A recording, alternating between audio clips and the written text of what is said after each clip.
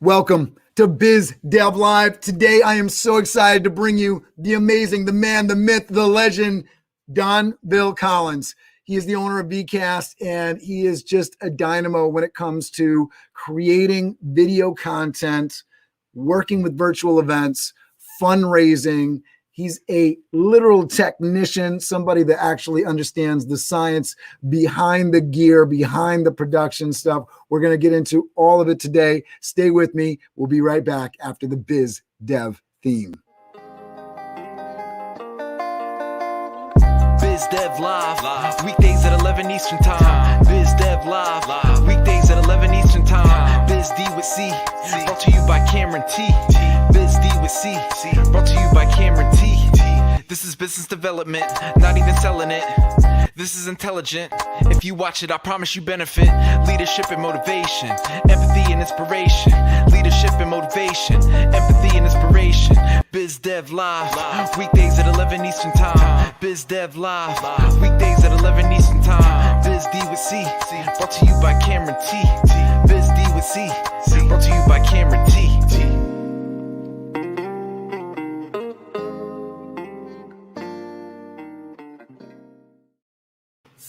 Donvil Collins is the CEO and president of VeeKast. Donvil is the president and CEO. He started his first business in technology at age 12. At age 14, he became the youngest certified TV producer at his local TV network, BronxNet. Before age 18, he became a sought-after faith-based TV producer, broadcasting to over 80 million TV viewers for many churches. He then earned a BA in film and video from Five Towns College in Long Island and has now garnered over 20 years of production experience with some of the most well-known commercial brands and nonprofit organizations.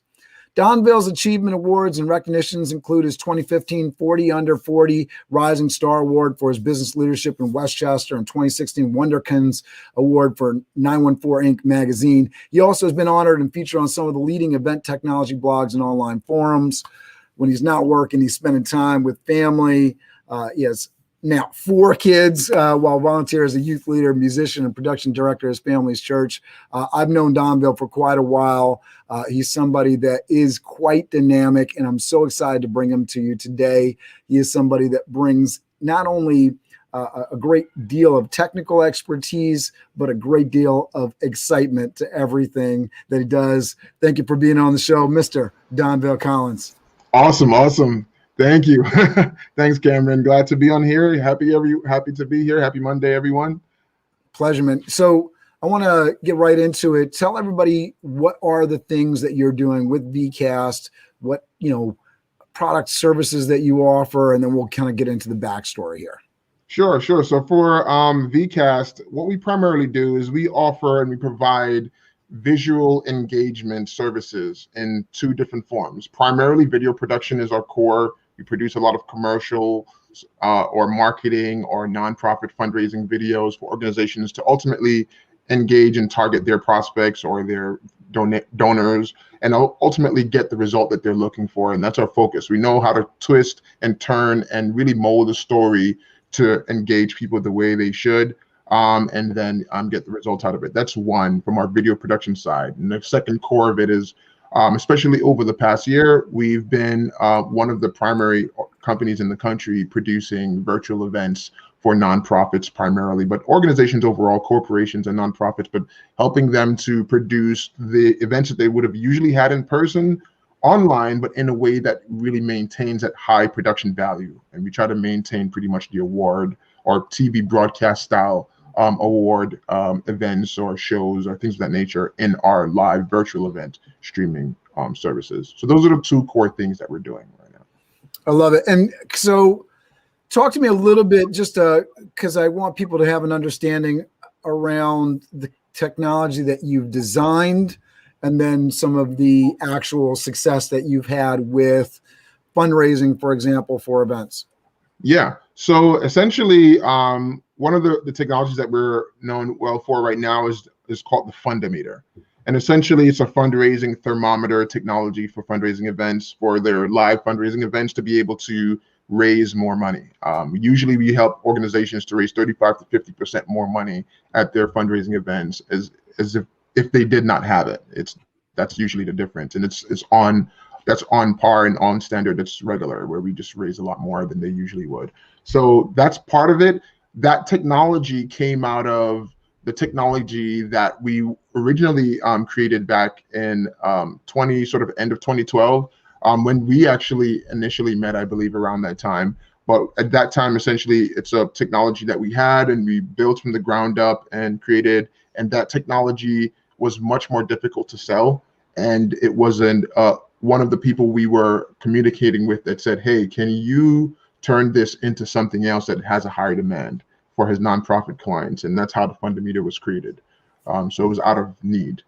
And it's I love that. And I know one of the things I've been trying to wrap my brain around is how I can get you and VeeKast and the Fundameter to come and work with my nonprofit. You know, we're always in that sort of chicken and egg scenario. We don't want to make, you know, we want to raise money, but we don't have the money to pay for the, you know, it's always that crazy thing, which I think, you know, most nonprofits have. And I'm sure we're going to get into a little bit of that conversation a little bit later, but I want to really give you the chance to kind of tell your story, talk about some of the challenges that you've had to kind of go through to get to the success that you've had. So if you don't mind going back to the first business and kind of telling us the story of why you're passionate about what you do and why you do what you do. Sure. So, I mean, overall, I'm a creative guy by nature. I really started my first business was and I don't know if you know this about me, Cameron, but I actually play 5 instruments. So I actually was and I play especially the piano professionally. I can play the bass professionally and the drums. And then I play saxophone. And so there's a lot of things going on there, but and that's because of my dad. My dad used to be a touring musician back when I was a kid. So I ended up sort of coming right into that and learning a lot of that. But pretty much when I was in middle school, heading into high school, and at that point, my parents bought a computer, and I started to get into technology and all of that. But before I dove into really computers, my first business essentially was teaching other kids how to play the piano, which was one of my things. So I actually just started that on my own, and I didn't do it for free. I said, I can teach you how to play. And I taught, I think maybe over the time I did it, about 12 different people how to play the piano. And so I would literally go down to my church and teach people how to play who were willing to take the class. So after that, when I was leaving middle school, going into high school, I didn't actually want to actually study music. I remember my principal, I actually played the piano for all of the school's events and different things, and everyone knew me as a piano guy. But at that time, I had already started falling in love with computers. At that time, my parents had bought a computer, and it was really to do a lot of the work that needed to be done for church. But in my, I was always one of those kids that always wanted to figure out how things worked. So we had a computer in the house, and it was one of those times where there was barely anyone on the block that actually had a computer. So we were one of the few families that had one. And you'd imagine we had one for a short period of time, and then I broke it. Trying to figure out how it worked. I literally broke the actual computer, and then they had to buy another one because you know, the complications of it and trying to figure it out. So they bought another one and came back, and I broke that one again. And they and all the while the first and the second one broke, I was still trying to figure out how to fix it, how to make it work again, and all of that, taking it apart and all of that. And by the time we got the third one, I broke that one too. But by that time, I had figured out how to fix it and how to fix it myself. So yeah, I think your mic is muted, Cam. Sorry, yeah. How are you breaking these computers? I was taking them apart because I wanted to figure out how they worked. And you didn't get in trouble for this? My dad is a weird character, is that he encourages experimentation. But awesome. And I thought I would get in trouble every time, but he would be like, all right. So I get another one, but he just allowed me to keep experimenting. That's amazing. By the time the third one came around, I had already figured out now how to make them work. And because of that, and once I realized I could fix computers, and now at that time, people started getting computers in their house. So at that time now I said, okay, well, people will have their problems, their kids are messing with it, their kids are doing stuff. I'm just going to, I just, especially in my church, and we had hundreds of people, I said, okay, well, your computer's not working, I'll fix it for you. And I'm not going to do it for free because I'm a kid. I want to make my own money too. So I would always say, I would always be asking around, do you have a computer? Is it working? Do you need help? Is it slow? I would know what to do. So then that became my second business, unofficial business, where I was fixing computers for people. That's amazing. Yeah. So that was the second time around. Pretty much in my first and going into second year of high school, my church, prior to that, was always hiring a producer from the local network BronxNet to produce the TV shows that they would air on TV.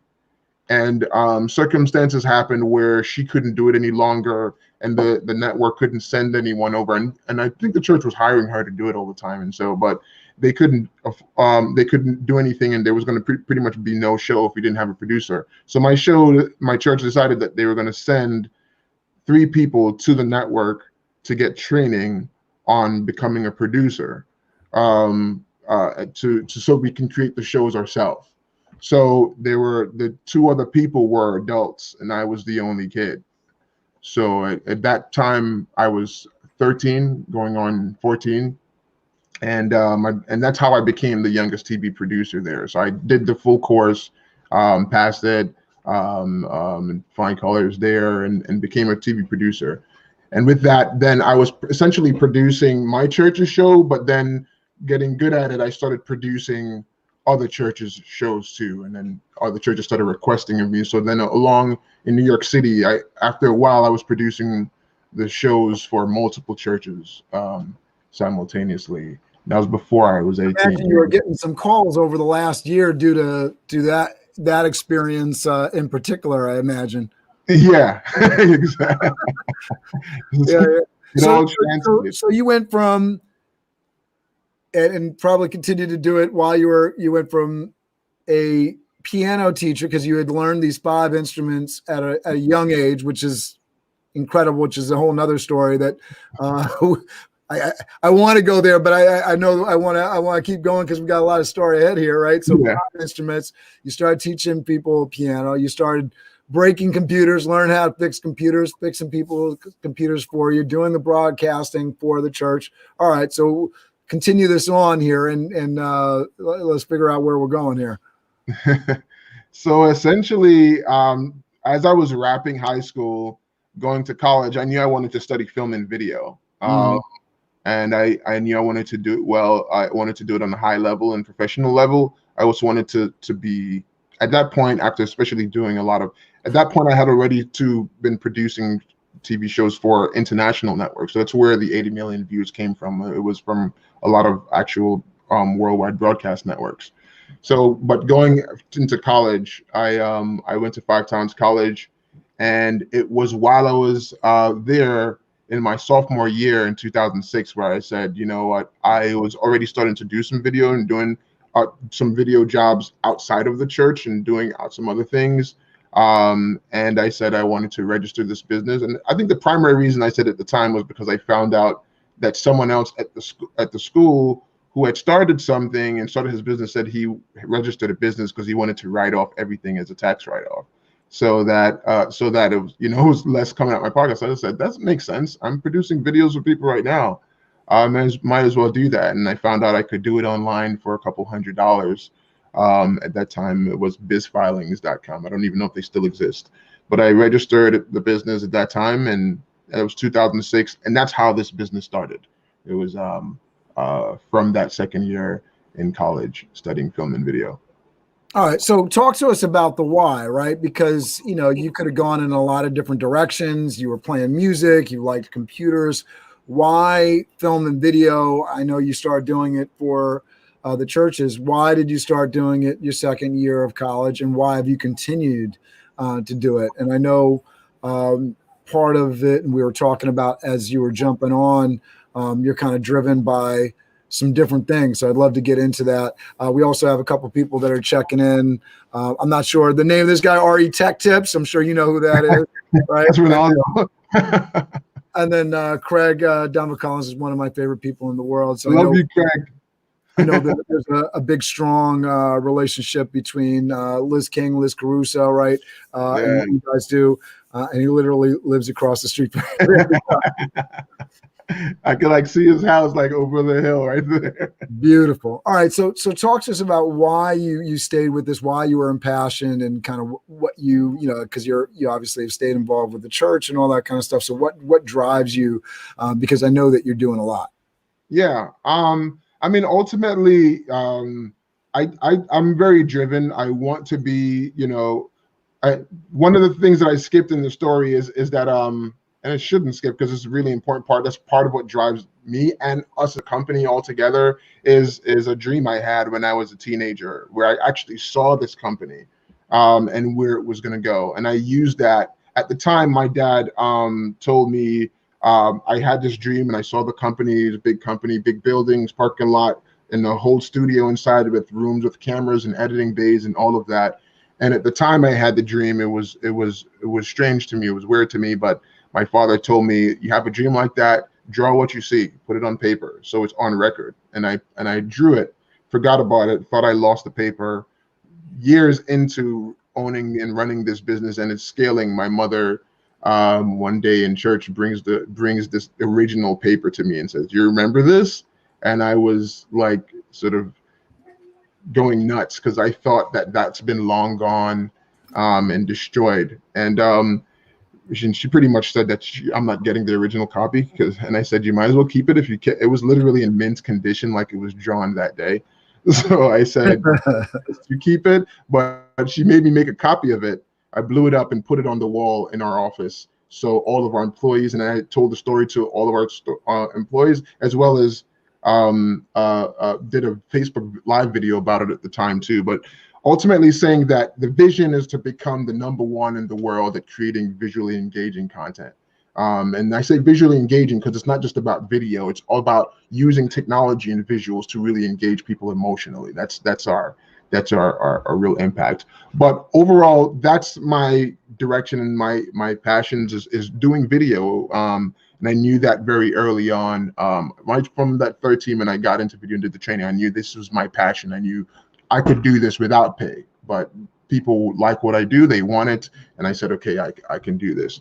Ultimately, kind of diving into things is I also, a big passion of mine is because we grew up in the Bronx, grew up in the city, and understanding sort of the dynamics of growing up as a young Black man in New York City too. There's a lot that can happen there, and a lot of different trajectories or directions you can take. And I think it's very important to be an example, or showing other young Black men in the city what's possible. Because I also believe that sometimes people aim and go in different directions simply because they're not exposed to what's possible. And my dad did a really good job of showing me about hustle, vision, and what's possible in life. My dad and my mother, they did a really great job with that. So overall, those are some of my my thoughts and passions. It's really about being successful and being an example. I love that. And I think, my father was really great at giving me books. But when it came to like crossing the finish line with high school, that push, that drive wasn't there. Opening the door to those opportunities wasn't there. So I think so many people share that story of not getting that push. And it's interesting when you listen to like the famous folks, the rich folks, how often like mom pushing them or dad pushing them was a part of their story, because it really makes a big difference. And to have that is extremely fortunate. I know before we got on, we were talking about just a little bit difference between sort of the, my experience as a white man being in the world, your experience as a Black man being in the world, certain conversations that have to go on that, just don't go on in white families. Excuse me, that's my children running up the stairs there in the background. idea that you're passionate and driven by, you know, the lines. I love that story of, you know, being pushed to put your vision on a board. I've started to do that with my kids. It's something that drives me in the world, making sure that I can speak to my 17, 18-year-old self that didn't have that push and say, hey, you know, there's kids and young people especially, but folks out there that don't see the open doors, don't see the opportunity in the world. And I love that part of your story is making sure that you're giving back and providing that kind of direction and push for people. Talk to me about how that kind of plays out in your business and your everyday life. Well, in general, it's kind of one of those things. I like to try to get young people to see what it's like to be operating a business or running a business or being successful at what you do. And granted, I think success is kind of one of those words that it's kind of funny to play on, because I went through a lot of hard years and challenging years, up and downs. And sometimes people only know about the good things. And sometimes when they thought that everything was going well, it was going really bad.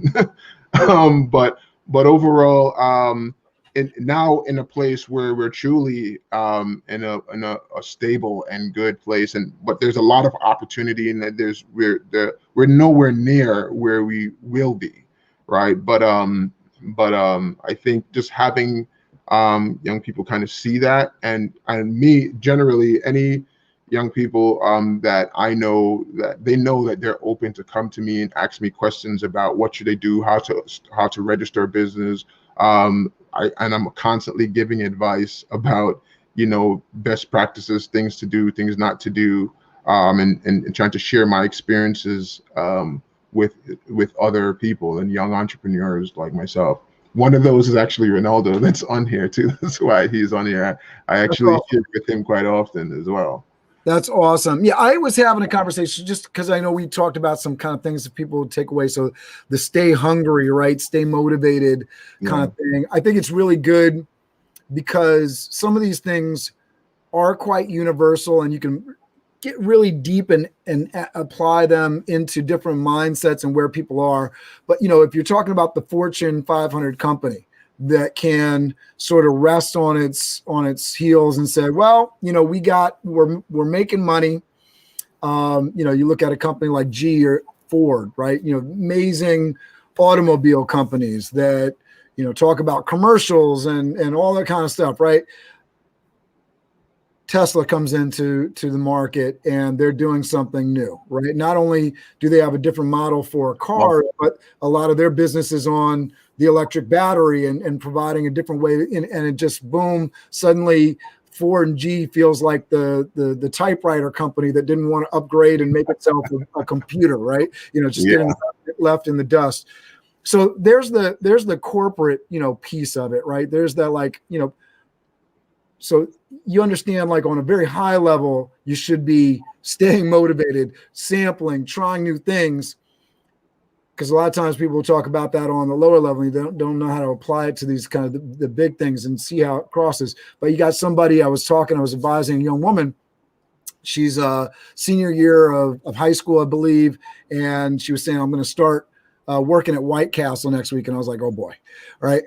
And I said, oh boy, because not that, you know, I'm going to knock anybody having a job any place, but if you go into White Castle and you want to get somewhere in life, I feel like that's not a place that's going to expose you to open doors and open opportunities and growth mindset, right? You know, where I feel like, you know, especially in socioeconomically challenged communities and all that kind of stuff, right? You know, whether it be in the Bronx or in any part of any state that has that downtrodden area where people are living in trailer homes or projects, or, you know, you got poor folks, basically. You got this situation of, like, how do I get myself into this growth mindset? How do I get myself into a position? My advice to her was, you need to go do that job. You agreed to it, show up, be present, be awesome, be amazing. But as soon as you can, get yourself out of that and into something. And I appreciate that story from your father, that he's pushing you, allowing you to explore, break things, fail forward, right? So talk to me what staying hungry and staying motivated means to you. Yeah, I mean, for me, it's, you have to, nothing good comes easy, and nothing that's worthwhile is something that's easy to get. You have to work hard for it. Anything that's worthwhile, you have to work hard for it. So I that mindset of really being hungry and being driven has to be really consistent and strong. It's not easy to remain that way. It's easy to get discouraged and to kind of feel like the world is set up against you or something is set up against you. But it's one of those things that everyone has to learn and understand and really build as a mental philosophy that there's no can't. There's always a can. There's a way. You just got to figure it out.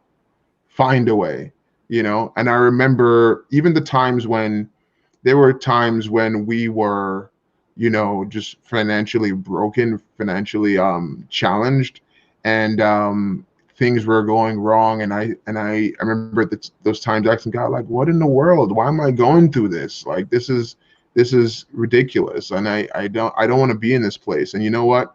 What really started to kind of shift things was I had just honestly like a mental decision where I said, you know what? I'm done. I'm finished. I'm not going to be just be defeated. I'm going to be victorious. I'm the child of a king, and I know what is mine, and I'm going to take it. But sometimes believing something, you have to actually make forward steps to what you believe in faith. And I think I kind of say it sometimes to people is that a lot of the time when we believe things, we don't do enough to make it happen or to put yourself in a place to actually get the rewards of your success. So sometimes, what I thought I was working hard, I realized when I was down on my very last, frustrating leg, that it took me being there to realize you ain't doing enough, Donvil. You need to work harder. And that's just it. You're just not doing enough. You think you are because of your own sort of mindset or thinking, but you need to work harder. And nothing easy, nothing good comes easy. So that's where I'm at.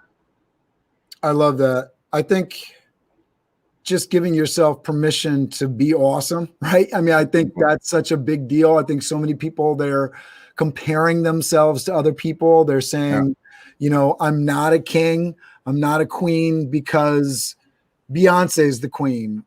But, I think it's so interesting. I was talking to somebody, I'm pretty sure you know who Gary Vaynerchuk is, right? Yeah.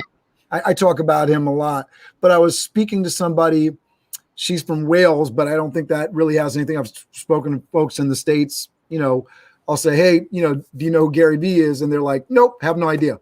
Right. So it's just, and he's prolific. Like he's all over social media and he's, I'm getting text messages from him in the community, all that kind of stuff.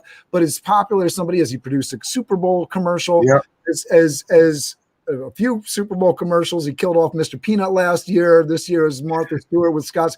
Like as big as this guy is, as much as he speaks, he's on stages. People are just in this world that don't know who the hell he is. So, for you to say, oh, you're not a big deal, it's almost egotistical to be like, I don't matter because nobody matters, right? Like, why are you thinking that much of yourself that, there's this problem that nobody matters, right? At the end of the day, I love sort of this, like, there's like, it's not who you know, or it's not what you know, it's who you know. And then, this other extension of it, it's not who you know, it's who knows you, right? How do you put yourself out there? And I know you solve that solution for a lot of people in terms of the video production. I love that you're talking about, some of the challenges and getting over that difficulty, because I think everybody goes through that. Can you talk to a little bit more about, how you failed forward? Because, I mean, you've been innovative, right? You've created systems. I imagine not everything worked out. No. It was a success. A lot of failure to figure out what what works. So I always say, there's no success without a whole bunch of failure. The best basketball player, MJ or whoever, like you have to have failed a lot, missed a lot of shots to figure out the way that you need to do it right. So in the case of me, you know, I've had a lot of that. You know, and so, you know, just even from you know, the Fundameter itself, like I kind of briefly touched on earlier, is that technology and that service came out of a different technology that I thought would be like our multi-million dollar technology that didn't do anything, didn't really go anywhere. It's out of that failure that created the Fundameter. The Fundameter actually has that technology involved in it. It's used in it, but it's not the core of it. So it's kind of, that's one of those things, right? But at least that came out of, you know, a failing technology. But let's look at even, you know, just failing in say failing in sales, or failing in you know, with video, or things of that nature. It really kind of takes a lot of just trial and error, and it's one of those things early on. It's sort of easy to beat up yourself too, but sometimes when you're not doing what you think you should, where you think you should be, or you're not there, but then there's some things, and you learn it later on, that there's some things that you just simply have to learn from experience. It's kind of one of those things. I sometimes watch Shark Tank or different kind of investing programs, or things of that nature, and they always talk about how, you know, ambitious us young CEOs are, and we think that we can get to, you know, 100 million in 2 years, and and because we just think that's a whirl, and then it takes longer. It always takes longer than we expected. And that doesn't mean that we should be any less driven. We should be driven to try to make it happen in the 2 years or the 1 year, right? But we have to be, you know, it just takes that sort of the tenacity, and be able and be willing to learn. And I think one of the biggest things too is, and I push this into our team and our staff as a really important factor, even for us to continue to grow as we did. Like, because for 2020, we more than doubled what we did in the previous year. And I said to them, we need to continue to double. This year, I want to double again, or maybe triple, right? But the way to do that, I said, is you have to be completely straightforward and honest with our clients to say, look, okay, great, you know, the production is done, the event is done, whatever it is. What didn't go so well? And be honest, be brutally honest. I love that. You know, and diving for that and asking for that is I think is one of the biggest impacts to our continuous ability to grow. Because if we are not looking for our faults and so we can fix them, then we just constantly are patting ourselves on the back. Meanwhile, our clients are like, I will never want to work with these guys again. Or this thing was really annoying. Maybe I'll entertain someone else because, you know, I don't think they'll be willing to take. We tell our clients, look, we want to know what didn't go so well. Thank you for the compliments. What didn't go so well? And I think really asking for that constantly allows you to be able to be, makes your clients comfortable telling you the truth. And they appreciate that, and they will want to work with you again, simply because you're looking for how you can improve. Even if the service was okay or great, you know, they should want to know, you know. So we even, like this morning, we had another one of those calls for our client that we did an event for them on Friday. And this is a huge, major worldwide corporation, but we were very, very straightforward with them. We want to know what didn't go so well so that we can improve overall. And they appreciate that. That's amazing. And I think that's such a big deal, because I think, you know, especially it's so difficult, right? Starting a company, running a company, everybody's working on getting that next sale, getting over that next hurdle. Yeah. And so you do an event, you're just happy that you got it, done it. All right, next one, let's go. But how do you stay sharp? How do you stay hungry? How do you stay motivated to keep innovating? How do you actually create those long-term relationships that are going to pay dividends, right? It's really providing service. And I think that's one of those great ways, is making sure that you're figuring out the pain points, figuring out how you can actually improve, not just saying, all right, we did it, done, moving on, next, new customer, let's go, right? Yeah. Talk to me, because you have some great long-term relationships. So I just want to highlight on here, Pasquale Palumbo saying hello. Glad to know well, Mr. Pasquale Palumbo in the building, Charlene Collins, talking about awesome. My wife, my beautiful wife. Rose Rotuno, right? Hey, Rose. Oh, is Charlene your wife? Yes. All right. I didn't, you know what? And I saw the last name. I didn't even put it in there. All right. So, thanks, Charlene, for tuning in. We appreciate you. It's supposed to be, you know. My wife, maternity leave. go in and hit the like button, but she doesn't actually, actually comment and view there. So Charlie, we like those wives that are actually involved. It's an amazing thing. So, talk to me about these long-term relationships and how you've been able to maintain them. Obviously, you're looking for, what went wrong, capturing the successes, enjoying that, having a little party, if you will, when you do something right, but you're also looking to figure out what you did wrong. What are other ways that you've maintained these relationships to feed your business? Because you've been, I think, VeeKast as a brand has been going for since 2013. Is that right? Yep. And you've been growing. You're talking about doubling every year, which is not a easy thing to do. And then you said you doubled over the last year in the pandemic, which I think a lot of people would be like, wait, people were reducing their advertising spend. They were reducing their budgets. They didn't want to spend on commercials. So we hear, how did you actually double your business during a downturn, during a pandemic? Yeah. So, the big thing, and it relates directly to your question, is asking questions, is finding out what is a problem that how to fix. Like one of the things we actually met with our team, came together, we had a meeting and we discussed, the problem. Literally in March, we lost all of our business, all of our clients. Some of our biggest contracts were slated to be around the time, biggest projects, and literally in March all of them are like, okay, that's not going to happen anymore. And then we were looking at nothing in the coming months. The only things we were doing was finishing editing some projects that we had already filmed, but all of the things we were planned and slated to do were gone. And we discussed, okay, this is a position to be in. What can we do? Ultimately, we knew that we had our services and our different things, but one of the things that I think sometimes we're not as fast to do is ask our clients to help. And one of the things that, and I push this with our team too, all these philosophies are vision and things I try to make our team understand as a whole, but one of the things is to be very personable with our clients. Like, I'd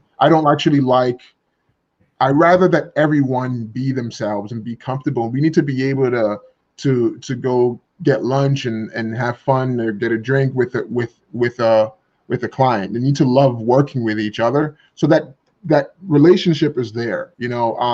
I think it's important. I am like that. I like to just be real, be myself, and hope that our clients like that. And so most of our clients that they know that they can have easygoing, simple conversations with us. So one of the first things we did at the beginning of this was, once we understood and we knew that there was going to be a demand for the nonprofits, because we work with nonprofits all the time and we do so much of the work yearly, we knew that actually all of the nonprofits that we were working with, producing their events or doing their fundraising event with the Fundameter and things of that nature, them canceling it was not going to be sustainable, because we knew that for a lot of them, that event is a huge chunk of their annual budget.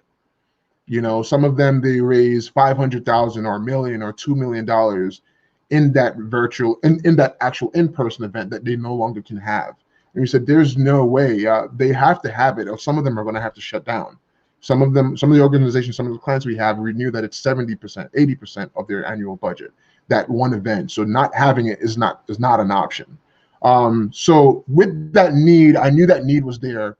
And then one of our clients, who we were in the middle of finishing the editing for the editing of the honoree video for their event, said to us, can you guys, and you saw this too, we prior to the pandemic, we're always producing a live stream, either weekly or bi-weekly, of me just talking about all of our work. And we did it professionally produced with the quality and the lighting and all of that. In the beginning, when we initially started the year before that, I just did it dirty and I said, let's just start something. And over the course of the year, we just said, let's actually put our production skills on it and not just do a basic live stream. And so because of that live stream, that's when this one client said, hey, you guys do your live stream professionally all the time. Can't you guys just use that and produce our annual gala virtually with that high quality style? And I said, that makes a lot of sense. And it was at that point when we realized we were working on it, and in the middle of it, the client says, you could do this for everybody else.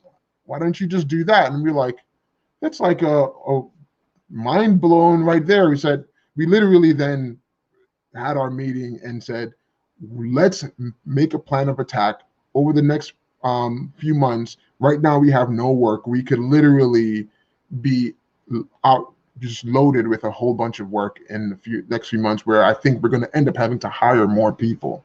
That's exactly what happened, so that's what happened. We made a plan, we executed on it, we pivoted it but I think the point that I skipped that I was trying to make regarding that is that we didn't just make the plan and go then start doing stuff. We were asking questions.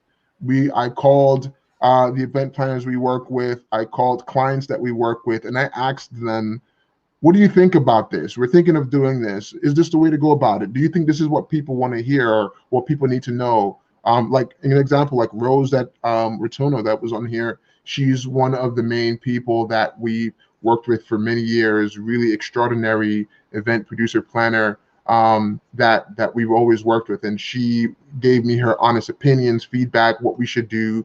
And we reached out to other planners and clients. And they were honest with us to say, yeah, you guys, this sounds great, but you should probably do this, or maybe you should say this differently. And we literally tweaked the language based on what the questions we were asking. And because we had that honest, open relationship with our clients, they knew that we were trying to create something that was going to be really impactful.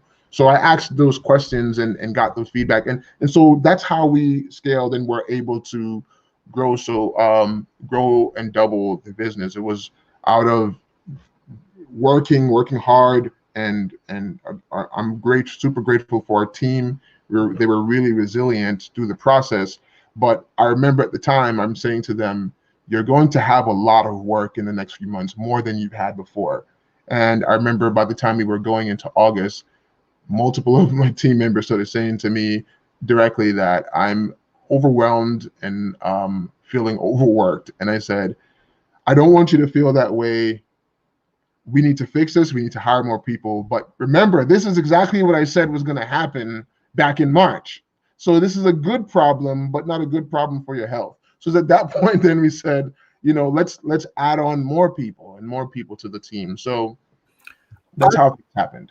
I've personally seen some of your staff in action when Joe Singer was putting on the headshot and promotional video day. I came down, great headshot experience with Kathy. I've used her again. I'm looking forward to using you guys again, because the video that your team produced was amazing. Absolutely, awesome. Above and beyond my expectations. If I can get it here, I'll throw a little clip in here just to show a little sample of what your team is capable of doing. But the idea that you have built a team of people that are helpful, that have allowed you to go beyond your, everybody's trying to duplicate their work, be able to go out and produce more, deliver more. How have you kind of structured and built your team? How have you hired so that your company could not only grow, but, so that you could have a culture that is exactly what you're talking to? We got a challenge, we got a problem, we're going to address it. We're going to go after issues. If we had a job, problem on this job, we're going to figure that out and we're going to fix it and we're going to make it better for the next time. And right, we're in some really difficult, challenging times. We've lost all the business ahead of us. We're going to go ahead and double our business, right? So how have you built that team?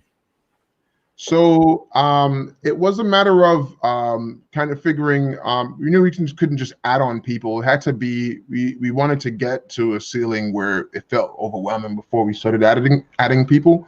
to the team. But overall, now with adding people, of course, number one, they got to have the skill set and the ability of what the roles are. Of course, you know, with us, we hire technicians, we hire editors, we hire filmmakers, as well as hiring people with good communication skills that don't need to know any technology or knowledge in that case. So, you know, producers, project managers, script writers, things of that nature. So overall, it's just really getting people in that have the skill set. But number one that I look for, and it's important, and granted, you know, we're still learning. So I don't think we have the perfect science quite yet. But overall, I would say that the one thing I'm always trying to ensure that we get with someone coming in is open, honest communication.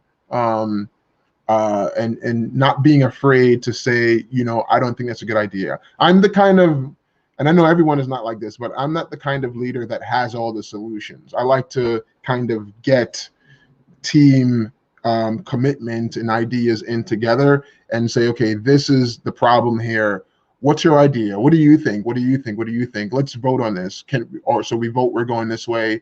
I'm not really the kind of leader where I'm just like, you know, this is how it's going to go, and we're going to just go this way. I like to get sort of corporate decision.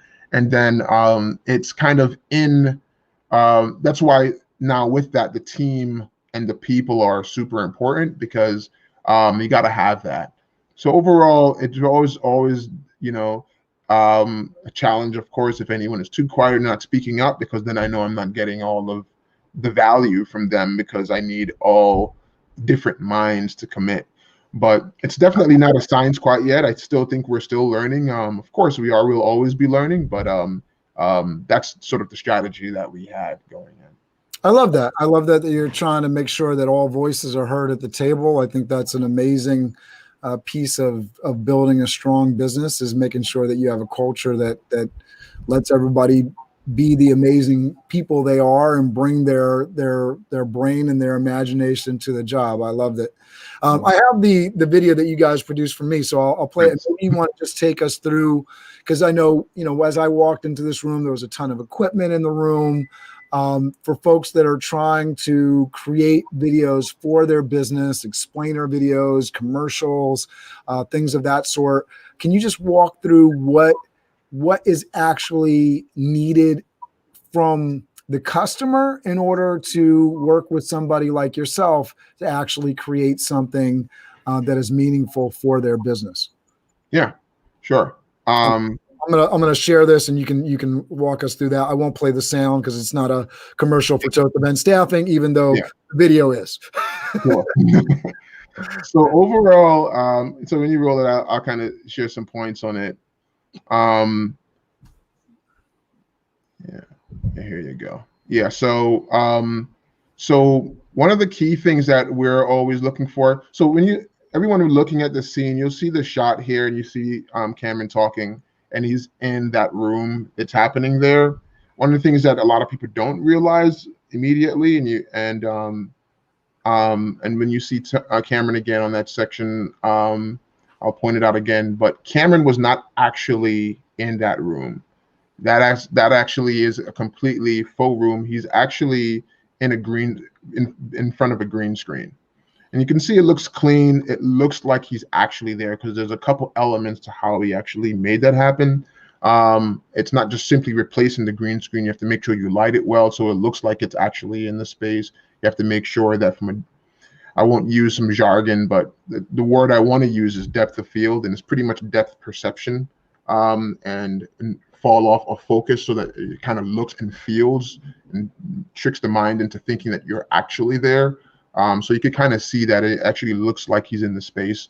But that's one of the things from a visual standpoint. But that is secondary to even the more important thing. Usually what we're asking clients right up front that guide our entire team, we're always looking at that. This is, what is the objective of this video? What do you want it to do? What is it supposed to do? What do you want the audience watching it to do? So usually we restructure our entire videos around that. So once we find out, I know with you, Cameron, we would have asked you at the beginning, you know, what is it that you want this video to do? What is the impact of it? and that you want it to have for people, and what do you want them to do after seeing it. And with that, then we would essentially make decisions about what needs to happen, both in the content and the visuals. Yeah, I love that. No, and you guys did such a great job. I walked in and it was amazing to see all the equipment.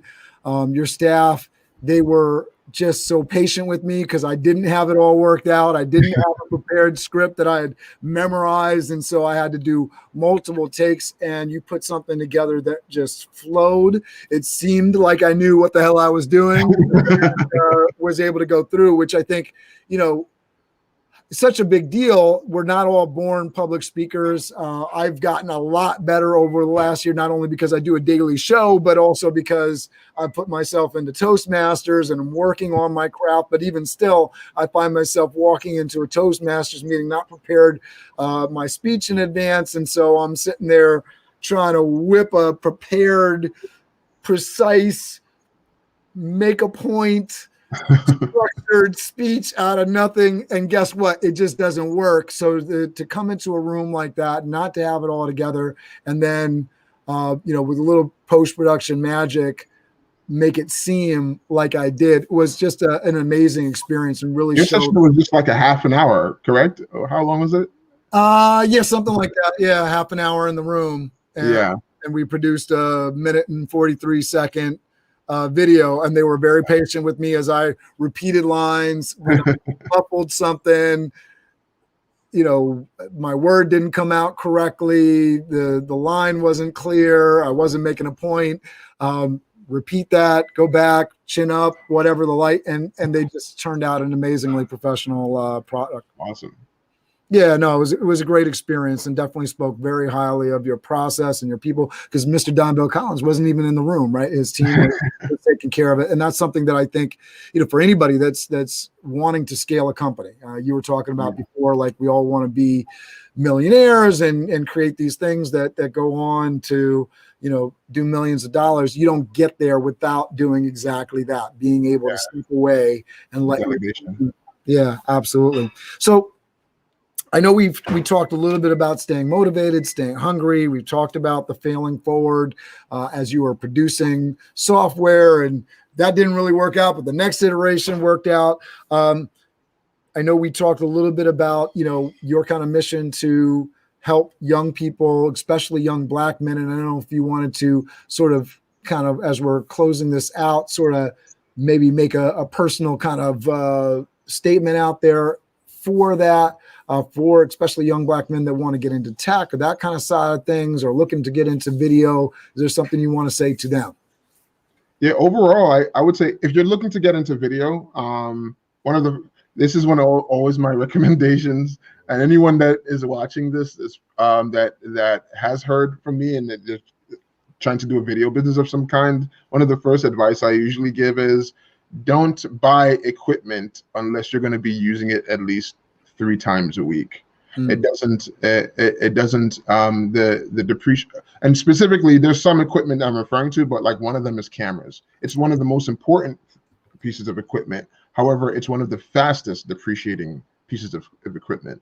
So one of the things I always say is don't buy quickly depreciating equipment, pieces of equipment in the beginning. Rent them when you need them, as opposed to buying them. And then it's one of those things and mistakes that I made early on is buying equipment that I needed at the time, but I wasn't doing a shoot every single week.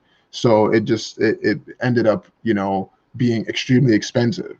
So that's one of the things. You keep more cash in your pocket that way. And secondly, just overall, from a technology standpoint, it's just, be hungry, be always willing to learn, and be willing to be, I would say, be super willing to just take criticism, love criticism, and eat criticism. It's the best way that you're going to develop quickly. Don't be quick to respond and say, oh, they're not that great, or they're just, against me. Or sometimes, we're quick to think that someone is trying to criticize us. And even if they are, find out what kind of good can you take out of it and apply it, and therefore improve yourself. So, that's a big thing to me, is to love criticism, to develop yourself. And and be hungry and know that, look, there's the sky is the limit. Nothing is impossible, nothing, absolutely nothing. And I would say,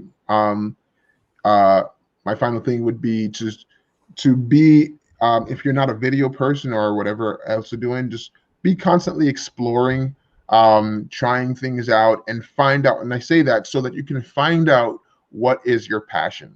And by passion, I mean, what is one thing that you could do all the time for the rest of your life for free? You just love doing it, and find a way to make money from it. It took me a long time, especially being married in the early years. It was very rough, but my wife she's a star. She's super supportive. I love her to the moon, but she was really supportive and helping me to also stay focused and continue to go for the vision, even in those crazy, difficult, hard times when she was the one paying all the bills because my business wasn't really making any money. And even when people knew Donvil and Devo Media Inc., which was the first name before VeeKast and all of that, and they thought, we were just, hitting the world and doing things. And I'm just like, we're not making a dime. I make less than it would make I could go to McDonald's or White Castle, as you said earlier, and make more money, but I knew that if I figure out this thing, we will be good. And my wife, even when we saved up our money from all of the gigs I was doing, or even when I was working full time as a director with the business on the side at the time, we saved up money, and my wife and I took our savings on 2 occasions when we saved up enough money to buy a house at that time.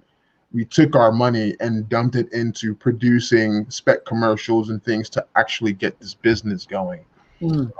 So those are some of the things that people don't know. We put all of our eggs into the basket, and on that point, that's one thing that I'm very adamant about. I say it to people all the time, especially sometimes parents don't agree with me with this, but I say all the time, it's better to me to put all your eggs in one basket, so all your focus is on figuring out how to make this thing successful. I don't like having a backup plan or B plan. I don't think that's a good idea. I think it's better to have one plan and figure out how to make it successful. There is a way, but if you're trying to have a backup plan and you always have a crutch, you'll never figure out how to make it successful. I love that, because I think you hit on so much. Find good life partners. I definitely share that in my life experience. Make sure that you are, whether it's a friendship, a partnership, a loved one, a marriage, make sure you're getting a good partner, that's somebody that uplifts you, supports you, takes care of you, that you want to take care of, especially if it's that kind of life partnership for the rest of your life. I know that plays big in my life story. You talked about the idea of committing, right? So, especially a young person, but even if you're, and I just spoke to, I don't know exactly how old they were, but definitely not a youngin' yesterday. And, they've lived a life where they've had this career and done this over here, and they're still trying to figure out their passion. And my advice was commit to something, find out what, do the soul searching, commit. Because I think somebody hears, oh, don't have a backup plan. They're like, well, don't be prudent. I'm just going to go dump all my money into cryptocurrency or into GameStop stock and all that kind of stuff, right? No, that's not the message here, right? That's not the message. No. If you're starting out in life, it's better for you to have a goal that you're running to than 5 different goal lines. You're not going to win any of those races. If you win that race, you can use that platform to do so many other things. If I learn how to do technology really well, guess what? The medical profession, they need technology. They need video. The engineering, they need, right? It can go in so many different directions. If you're an expert in this one field, if you go be a doctor, if you go be a lawyer, if you go be an engineer, if you go learn technical video production, you can use that knowledge and pivot into education where you may be more passionate. You can use that in social work where you might be more passionate. You may use that in art where you have a passion. That's where you want to put your time into creating different stuff. But having that that goal. I mean, we're doing that with our daughters. Like, she wasn't really sure, and we're pushing her to be a doctor. And I know a lot of families, like especially, working at a high school, it's like, oh, we want you to be a doctor. We want you to be an engineer. For us, it's like, listen, you can be a lot of different things.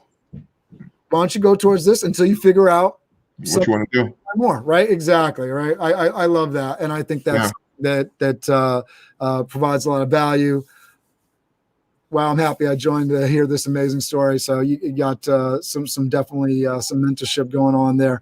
All right. So it's the top of the hour, Donvil Collins. Please let people know. I want you to kind of close out, give you kind of your closing statement, and then let people know, who do you want to work with? Who are you looking to get in touch with? I don't know if you're also looking for staff or clients, that kind of thing. Let people know who you are looking for and how they can get a hold of you. I do have your LinkedIn. If you're on YouTube, you can go down below into the description portion of the message. You'll find Donvil Collins LinkedIn, and off to the side on Facebook. But please let people know how you would like them to get in touch with you and who you're trying to connect with, Donvil. Yeah, absolutely. So you can reach me as Cameron said, on LinkedIn, or on Instagram or Twitter, at Donvil Collins. You can also email me, donvil@VeeKast.com.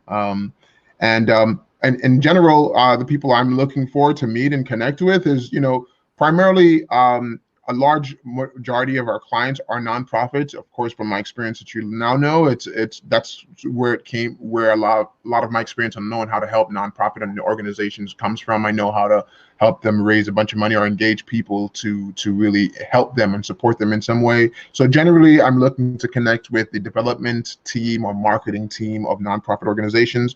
And it's still a good chunk of our business is working for corporations, small businesses, and big businesses. So working with marketing directors, executives, and all of that to produce all kinds of marketing and commercial content, or recruiting content for video content for their productions is what we can do.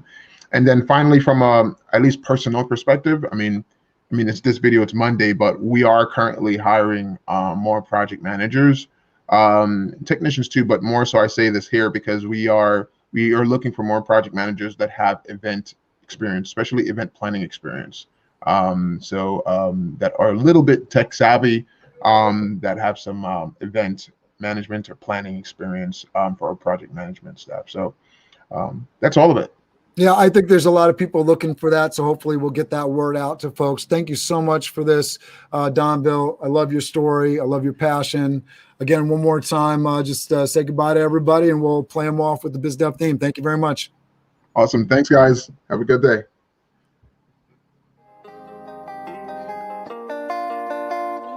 BizDev Live, weekdays at 11 Eastern Time. BizDev Live, weekdays at 11 Eastern Time. BizD with C, brought to you by Cameron T.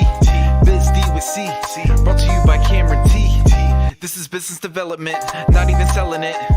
This is intelligent. If you watch it, I promise you benefit. Leadership and motivation, empathy and inspiration. Leadership and motivation, empathy and inspiration. BizDev Live, weekdays at 11 Eastern Time. BizDev Live, weekdays at 11 Eastern Time. BizD with C, brought to you by Cameron T. BizD with C.